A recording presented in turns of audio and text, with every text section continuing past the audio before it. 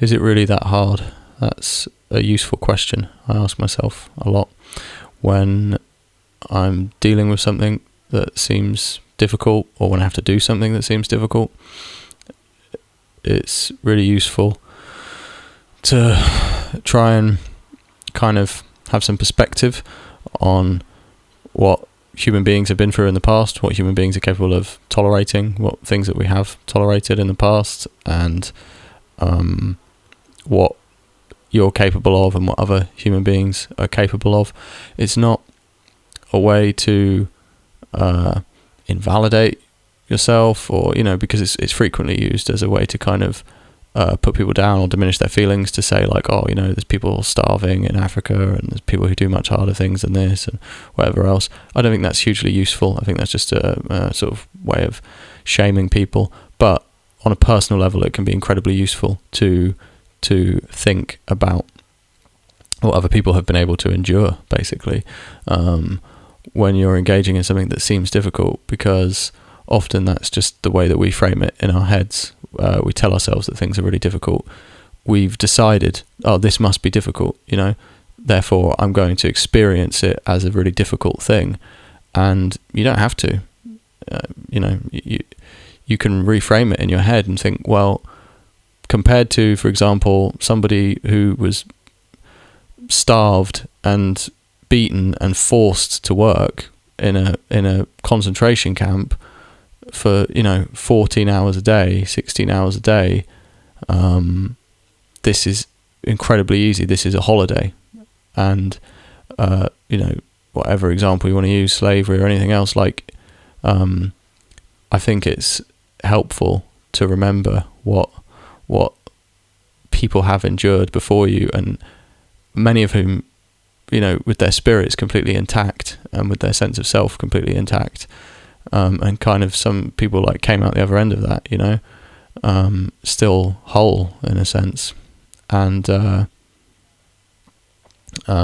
human beings are pretty amazing in that way. And I think because our lives in a lot of ways, in a lot of material ways, are quite comfortable. I know that it's not as simple as that, and that modern life is quite difficult in its own unique kind of weird way. But in certain respects, things are very comfortable and convenient and easy. And it can be, and I'm not just talking about physical activity here, I'm talking about a lot of things, but it can be easy to get too used to that and to find things that really are not that difficult very difficult. So I think it's really useful, as long as it's not negatively affecting your self-esteem. I think it's really useful to have that voice in your head and that idea in your head that kind of reminds you that what you're doing is quite easy, whether it's even simple small things like trying to like maybe physical activity or cold showers, or having to do a difficult job like outdoors, or having to do something to help somebody, or going through some sort of pain from an injury or something else. It's useful to remember like that people have been happier than you in much worse situations. Again, not to feel bad about yourself, but to remember that that's possible, just to know that that's possible and that it's achievable, and that you can set your mind to that. And when you do, like, you're more likely to experience that.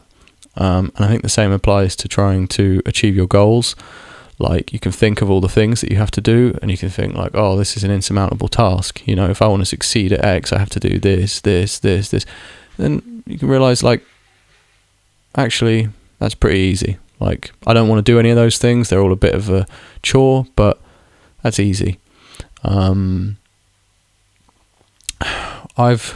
noticed, like, I mean, for example, I've always, well, not always, but in recent years, I've considered myself to be like quite a dedicated, hardworking person. I'm willing to do quite a lot.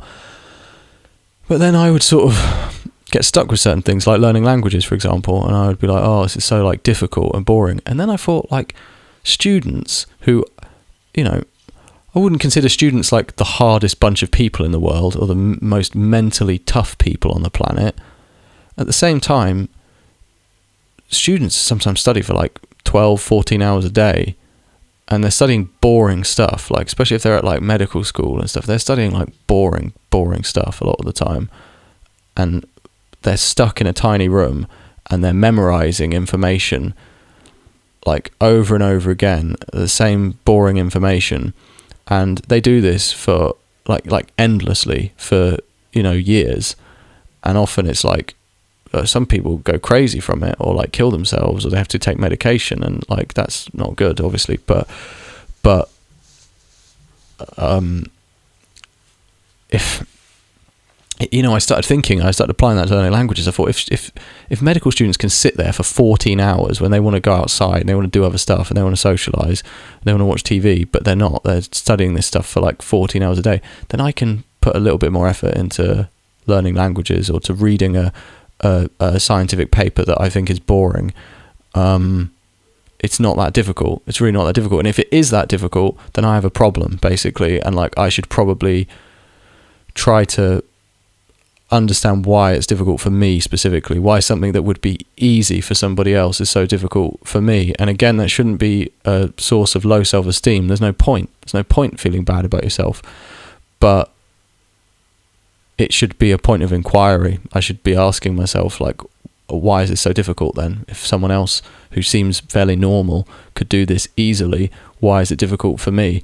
It's probably not. It's probably just in my head. It's a mental block. It's something I'm creating a boundary of difficulty around this thing. It's really difficult. It sits in here, and I'm bashing my head against these walls of difficulty.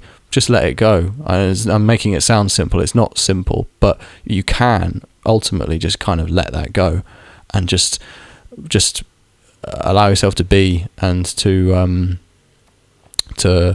take part in those activities and not really have those feelings.